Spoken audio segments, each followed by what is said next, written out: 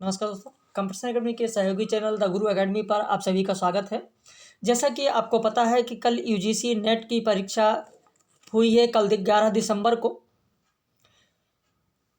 जिसमें कल मैंने कंप्यूटर अकेडमी पर रात में ही बताया था।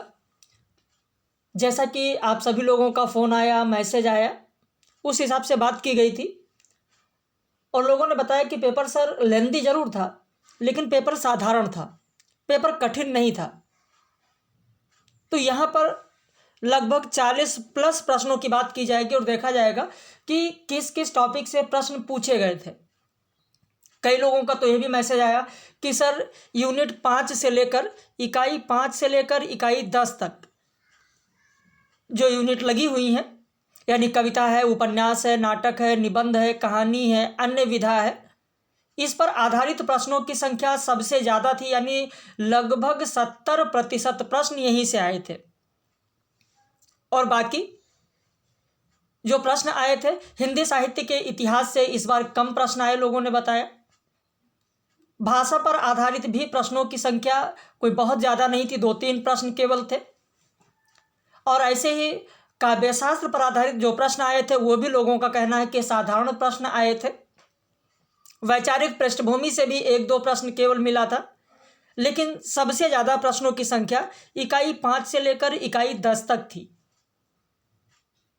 आप लोगों में से जितने भी लोग देख रहे हैं चैनल पर, अगर नए हैं, पहली बार आप देख रहे हैं, तो चैनल को ज़रूर सब्सक्राइब कर लीजिए ताकि जो भी वीडियो पब्लिश किया जाए उसका नोटिफिकेशन आपको मिल सके। और इस चैनल पर तो केवल प्रथम प्रश्न पत्र के लिए ही दिया जाता है, हिंदी साहित्य का भी वीडियो कुछ थोड़ा बहुत पब्लिश रहता है, बाकी हमारे कंपटीशन अकेडमी पर रहता है। तो आइए यहाँ पर हम लोग चर्चा करने जा रहे हैं यूजीसी नेट 11 दिसंबर 2023 हिंदी साहित्य में आए प्रश्नों की बात करेंगे कि कौन कौन से प्रश्न आए हैं, किस तरीके के आए हैं। जितना कि लोगों ने भेजा है हम लोग उसी की चर्चा यहाँ पर करेंगे। जैसा कि लोगों ने बताया कि सर यह प्रश्न आया था कि अंधा युग के बारे में सही कथन कौन सा है। गांधारी का साप 3रा अंक में है। हर अंतराल के बाद गीत है। इसमें महाभारत के 18वें दिन से कथा है। अब इस तरीके के कथन पूछे गए थे, जैसा कि आप लोगों ने कमेंट करके बताया। तो यहाँ पर अगर देखें तो हमारा पहला गलत है, क्योंकि गांधारी का साप तो 3रा अंक में है नहीं, 4था अंक में है। 3रा अंक में है अश्वत्थामा का अर्धसत। हर अंतराल के बाद गीत है, तो हर अंतराल एक ही अंतराल है, हर अंतराल के बाद गीत है, ये भी गलत है। महाभारत के 18वें दिन से कथा यहाँ पर दी गई, हाँ ये सही है। तो वहाँ पर क्या क्या दिया गया था, किस तरीके से प्रश्न दिया गया था, खैर तो एग्जैक्ट नहीं बताया जा सकता, क्योंकि स्मृति के आधार पर लोगों को जितना याद था उन लोगों ने अपने तरीके से प्रश्नों को बताया है। दूसरा प्रश्न जो दिया गया, जो अगला प्रश्न है वो इस तरीके से था कि हरिवंश राय बच्चन की आत्मकथा का क्रम क्या है। तो आत्मकथा का यह क्रम सही ही दिया गया है, पहले होगा, अब वहाँ जो भी आगे पीछे दिया गया रहा हो, लेकिन मैंने क्रम से ही लिख दिया है। क्या भूलूं क्या याद करूं, नीड़ का निर्माण, फिर बसेरे से दूर, 10 द्वार से सोपान तक। तो यह क्रम दिया गया था। वैसे इस बार जैसा कि लोगों का, आप लोगों का, जो हमारे पेड मेंबर्स हैं उन सभी लोगों का जैसा कि मैसेज आया और जिस तरीके से उन लोगों के अंदर खुशी है, कई लोगों ने तो यह कहा कि सर इस बार तो जीआरएफ हो ही जाएगा, अब इस बार भी नहीं होगा तो मेरा कभी नहीं होगा। तो इस तरीके से लोगों ने कहा। तो पिछली बार तो ऑल इंडिया रैंक जीआरएफ में ऑल इंडिया रैंक जो आया था वो 4th तक आया था। अब इस बार देखते हैं कि ऑल इंडिया रैंक कितना आता है हमारे कैंडिडेट का। और खुशी होती है जब इस तरीके का आप लोग फ़ोन करते हैं, मैसेज करते हैं, बताते हैं कि सर जितनी चीज़ें पढ़ाई गई वो सारी चीज़ें मिली। और कोई बच्चा कॉन्फिडेंस से तभी यह कह सकता है कि जीआरएफ होगा ही होगा। कॉन्फिडेंस तभी आता है जब वो एक एक तथ्य उसको पता होते हैं, एक एक तथ्य कराई जाती हैं।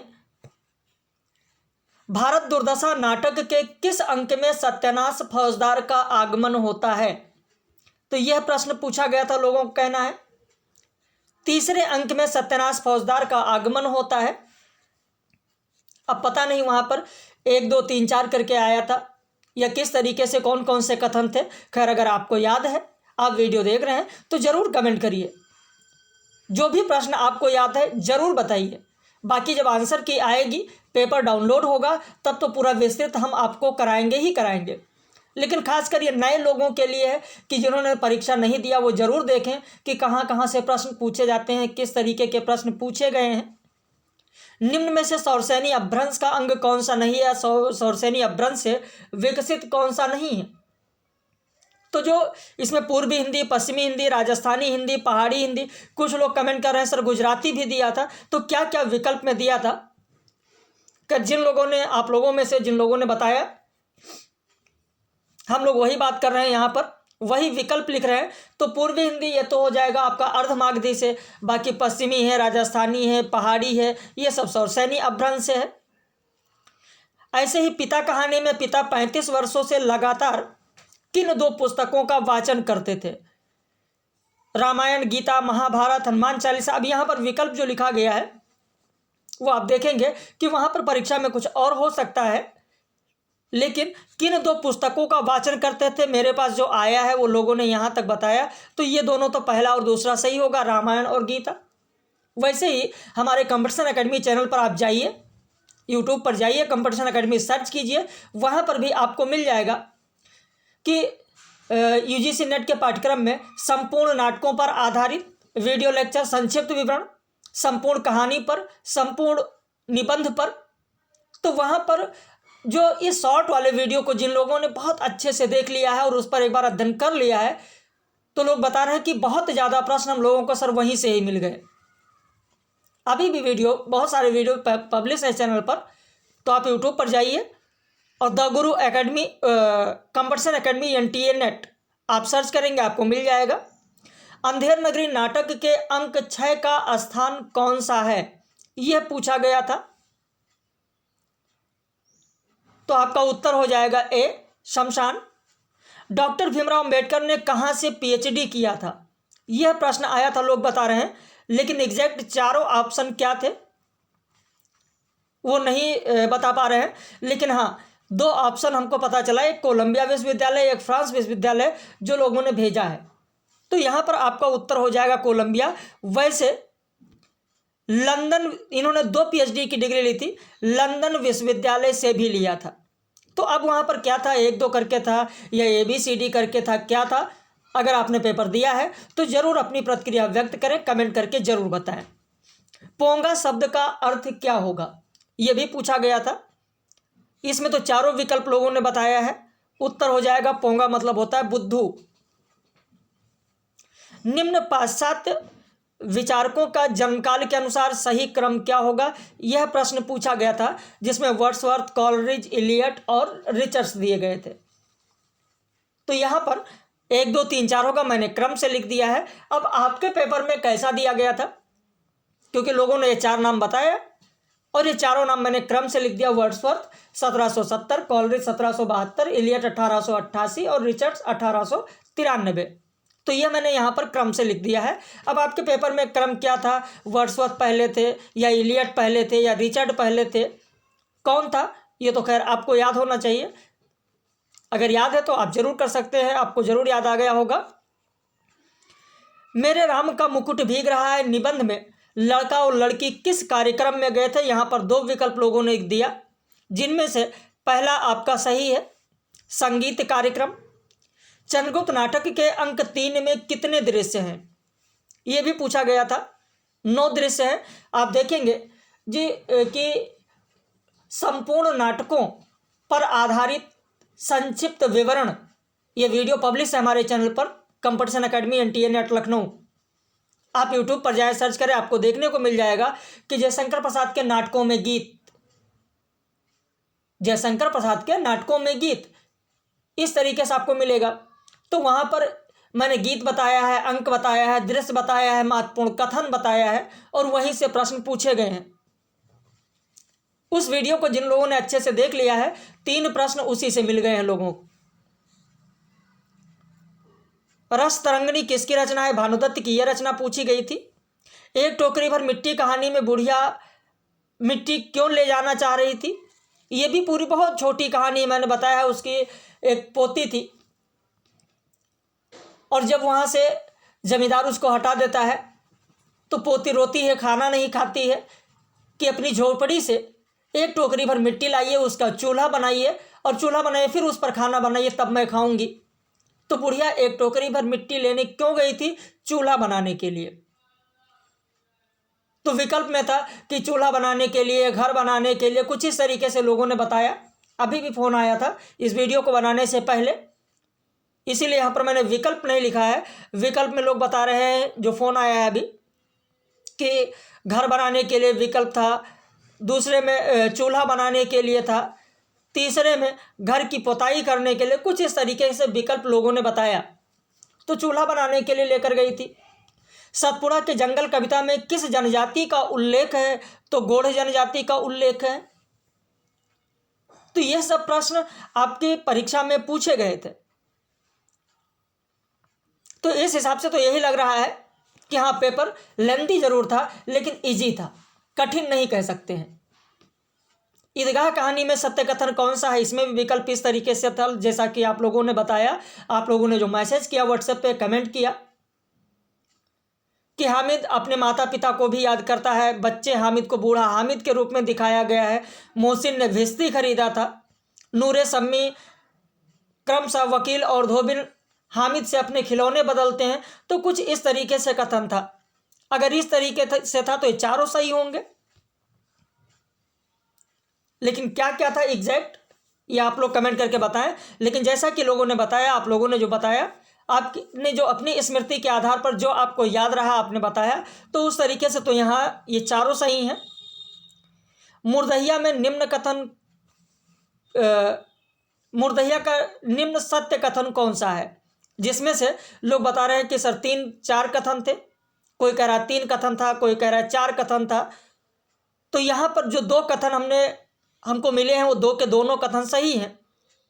पिता के बड़े भाई यानी सोमवार 12 गांव के चौधरी थे, 12 गांव के चौधरी थे, सही है।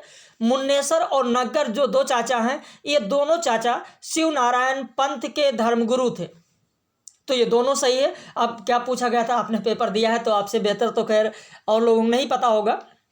भाई जिन लोगों ने पेपर दिया है उनको जरूर याद आ रहा होगा कि हाँ ये चीज़ें पूछी गई थी, इस तरीके से प्रश्न था।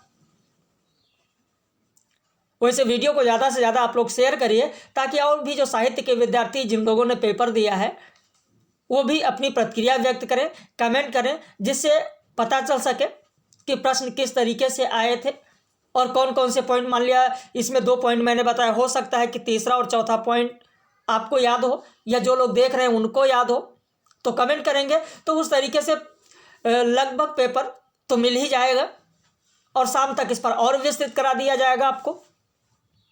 मजदूरी और प्रेम निबंध से कथन आया था। अब वो कथन कौन सा था ये नहीं बता पाए हैं जिनका मैसेज मेरे पास आया है। विकल्प में फकीर पर, किसान पर, माली पर या गड़रिया पर किसके लिए कथन कहा गया था, तो वो कथन नहीं मिल पाया है अभी तक मुझे। ऐसे ही संस्कृति के 4 अध्याय में किसकी बात नहीं की गई है, जिसमें 1, 2, 3, 4 करके पॉइंट था, राजनीति पर, संस्कृति पर, बाकी और क्या क्या था। खैर इतना ही मिल पाया है। प्रेमचंद घर में रचना के बारे में सही कथन कौन सा है? तो यहाँ पर जो कथन मुझे मिले हैं ये तो तीनों कथन सही हैं कि शिवरानी देवी की पहली कहानी साहस चांद पत्रिका में छपी थी। प्रेमचंद का जन्म 1880 में और देहांत 1936 में हुआ। हंस और जागरण पत्रिका चलाने के लिए धन कमाने मुंबई 1934 में गए थे प्रेमचंद, तो ये भी सही है, ये भी सही आपका। प्रेमचंद घर में का अध्याय शायद 73-74 ऐसे कुछ था, उसी में दिया गया हंस और जागरण पत्रिका के बारे में। तो इस तरीके से यहाँ ये प्रश्न पूछा गया था। अगला प्रश्न आप देखें, गोदान के बारे में पूछा गया था कि सेमरी और बेलारी के बीच की दूरी 5 मील है, ओंकारनाथ का कथन दिया गया था। विमेन लीग में मेहता के प्रतिकार में मालती का कथन दिया गया था।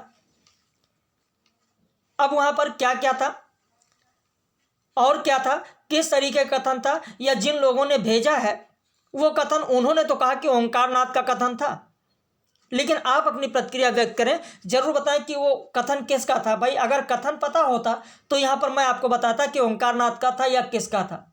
भाई जिन्होंने भेजा उन्होंने कहा कि ओंकारनाथ का है, उनके समझ में ओंकारनाथ है, लेकिन आपको अगर कथन याद है तो जरूर बताएं। ऐसे बकरी नाटक में भी कथन लोग नहीं बता पा रहे हैं कि कथन कौन सा था, लेकिन विकल्प कह रहे हैं कि दुर्जन सिंह, कर्मवीर, सत्यवीर और युवक था, उसमें से कथन दिया गया था कि किसका है। तो कथन अगर पता होता तो भी क्लियर हो जाता।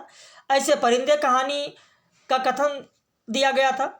उर्वशी, प्रियप्रभास, प्रथम रश्मि और रश्मि रति पर पंक्ति आई थी, जो मिलान करना था कि किसकी किसकी पंक्ति है। बताया जा रहा है कि कबीर की पंक्ति आई थी जिसमें एक शब्द दिया था, उस शब्द का अर्थ क्या होगा, और उन्होंने बताया कि उस शब्द का अर्थ बांसुरी होगा सर दिया गया था, लेकिन शब्द कौन सा था तो इसलिए कंफर्म हम नहीं कह सकते कि बांसुरी होगा। अगर शब्द आपको पता होता, शब्द आप बताते तो मैं बताता कि हाँ बांसुरी था, तुरही था, तबला था, क्या होगा। ऐसे पाश्चात्य काव्यशास्त्र के रचनाओं और रचनाकारों को सुमेलित करना था, जिसमें से एक रचना उन्होंने बताया द यूज ऑफ पोइट्री। हाँ ये इलियट की है, मैंने लिख दिया है आगे, लेकिन बाकी रचना नहीं पता चल रहा है। अगर आपको याद है तो आप जरूर कमेंट करें, जरूर बताएं। ऐसे परीक्षा गुरु का प्रकरण मिलाना था। टोटल 41 प्रकरण है, 41 प्रकरण है। अब 41 में से कौन कौन से प्रकरण थे? सौदागर की दुकान, भले बुरे की पहचान और क्या था, जरूर बताएं। तो उस हिसाब से ये पूरा सही उत्तर हो जाता अगर चारों प्रकरण आप बता देते तो। ऐसे उसने कहा था कहानी में राइफल 77 जो है उसके बारे में पूछा गया। आगरा बाजार से शायरी जो दिया गया था, 4 शायरियां थी, उनका क्रम पूछा गया था। भारत दुर्दशा नाटक के अंक 6 के गीतों का क्रम पूछा गया था। चंद्रगुप्त, ध्रुव स्वामिनी, स्कंदगुप्त नाटक से कथन मिलान करने के लिए आया था। ऐसे परिंदे कहानी, कोसी का घटवार कहानी, कानों में कंगना कहानी से कथन मिलान के लिए था। तमस उपन्यास से पात्रों के कथन पर आधारित प्रश्न था। झूठा सच पर आधारित प्रश्न था। धरती धन्ना अपना से स्त्री और पुरुष का पात्रों का सुमेलित जोड़ा कौन सा, यानी पुत्र और उसकी माता। जो फोन आया है मेरे पास, जो लोगों ने बताया कि सर इस तरीके से मिलान था, पति पत्नी नहीं, पुत्र और उसकी माता या पुत्री और उसकी माता। तो इस तरीके से मिलान वाले प्रश्न थे, धरती धन्ना अपना से। ऐसे अमृतसर आ गया कहानी में जब लोग जहानाबाद पहुंचते हैं, जहानाबाद रेलवे स्टेशन पर पहुंचते हैं, तो वहां पर एक महिला चढ़ रही होती है, एक पुरुष होता है, उसके साथ में बच्ची होती है, अपना सामान लाते हैं। तो वहां का कथन दिया गया था और क्रम से पूछा गया था कि कौन सा कथन पहले होगा और फिर उसके बाद क्या क्या होगा। ऐसे राम की शक्ति पूजा से पंक्तियां आई थी, उनका सही क्रम क्या होगा। असाध्य वीणा की पंक्तियां आई थी। दिनकर की रचनाओं का प्रकाशन की दृष्टि से सही क्रम क्या होगा, यह पूछा गया था। शेखर एक जीवनी में किन पाश्चात्य विचारकों का नाम आया था, जिसमें से स्टेलिन का भी नाम था, आइंस्टीन का भी नाम था। तो खैर ये दोनों नाम तो आए ही थे, बाकी और क्या क्या दिया गया था, तीसरा, चौथा, पांचवा, यानी कितने नाम दिए गए थे, उस हिसाब से अगर नाम आपने बताया होता तो फिर यहाँ सही उत्तर बता दिया जाता। स्टेलिन तो थे ही, स्टेलिन का भी जिक्र हुआ है, आइंस्टीन का भी जिक्र हुआ है, लेकिन और कौन कौन से नाम थे यह क्लियर नहीं है। अगर ये बताए होते तो और बेहतर बताया जा सकता। आपने पेपर दिया है तो जरूर कमेंट करिए। और आप कंपटीशन एकेडमी चैनल पर जाइए तो वहाँ पर और जो वीडियो पब्लिश हैं, संपूर्ण नाटक का, संपूर्ण निबंध का, संपूर्ण उपन्यास का, अन्य विधाओं का, तो उससे भी चीज़ें आपको मिल जाएंगी, याद आ जाएगा। घनानंद की पंक्ति आई थी, लोग बता रहे हैं, जिसमें अलंकार पूछा गया था। वैसे घनानंद ने उपमा का भी प्रयोग किया है, अनुप्रास का भी किया है, असंगति अलंकार, विरोधाभास अलंकार, इन सब का प्रयोग किया है। तो क्या पंक्ति थी, अगर आपको याद है तो कमेंट करिए। जिंदगी नामा उपन्यास में गीतों का क्रम पूछा गया था। तो लोग बता रहे हैं इस तरीके के प्रश्न परीक्षा में पूछे गए थे। अब यहाँ पर एक चीज ध्यान देना कि जैसे ही आंसर की आती है वैसे ही विस्तृत पूरा एक एक प्रश्न आपको कराया जाएगा, एक एक प्रश्न आपको कराएंगे, उसके बारे में आपको बताएंगे। ऑल इंडिया रैंक जो 4 आया था, इस बार देखते हैं कि ऑल इंडिया टॉप 10 में हमारे कौन से अभ्यर्थी आते हैं। पिछली बार तो मुझे रिजल्ट दिया, उन लोगों ने बहुत खुशी हुई, बहुत अच्छा लगा। आप लोग जब सफल होते हैं, आगे बढ़ते हैं तो बहुत अच्छा लगता है। बाकी जो आपके मित्र हैं या बहुत सारे ऐसे भी लोग हैं आप में से जो सिर्फ और सिर्फ इस मकसद से परीक्षा देने गए थे कि देखते हैं पहली बार देंगे, होगा, नहीं तो फिर तैयारी करके अगली बार देंगे। परीक्षा कैसे होती है, किस तरीके के पेपर आता है, एक रिहर्सल कह सकते हैं, प्रैक्टिस कह सकते हैं उसको, तो उस तौर पर गए थे। तो जो लोग जुड़ना चाहते हैं, जो लोग बैच ज्वाइन करना चाहते हैं, जिन लोगों ने बगैर तैयारी की परीक्षा दी है, अब सोच रहे हैं कि पेपर तो देख लिया है, अब तैयारी करना है, तो अगर वह जुड़ना चाहते हैं, वो करना चाहते हैं, तो आप हमारे चैनल कंपटीशन एकेडमी पर जाइए, उस चैनल को सब्सक्राइब करिए, इस चैनल को भी सब्सक्राइब कर लीजिए, सहयोगी चैनल है। और हमारे इस नंबर पर आप संपर्क कर सकते हैं, या आपके कोई मित्र है तो आप भी कह दीजिए, वो इस नंबर पर संपर्क कर सकते हैं।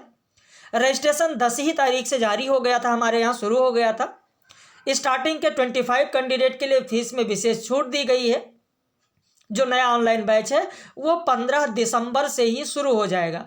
हर बार यही होता है हमारे यहाँ कि जब परीक्षा हो जाती है, परीक्षा के चौथे 5वें दिन नया बैच शुरू कर दिया जाता है। आंसर की का इंतजार नहीं किया जाता है। कारण क्या है?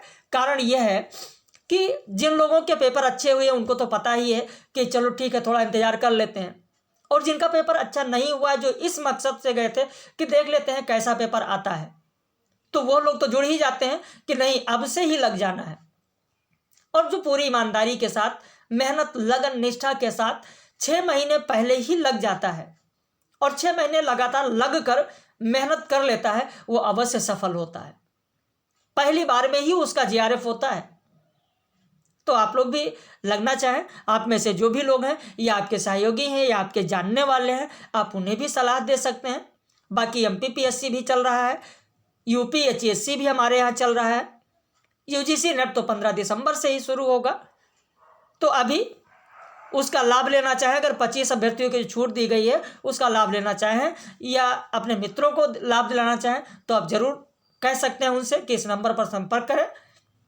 बाकी आंसर की जब आएगी तब हम लोग मिलेंगे, विस्तृत उत्तर के साथ एक एक प्रश्नों का विश्लेषण तब किया जाएगा, और तभी कट ऑफ की भी बात की जाएगी, क्योंकि ऐसे आधे अधूरे पर कट ऑफ की बात क्लियर रूप से नहीं की जा सकती, क्योंकि पूरे प्रश्न नहीं मिल रहे हैं। लेकिन हाँ, जैसा कि लोगों का कहना, उस हिसाब से अगर हम देखें, आप लोगों के अनुसार अगर बात करें, तो फिर कट ऑफ वही रहेगी जो पिछली बार गई थी। कट ऑफ बहुत हाई नहीं जाएगी। ठीक है, तो बाकी हम लोग फिर मिलेंगे। चैनल को आप लोग सब्सक्राइब कर लीजिए।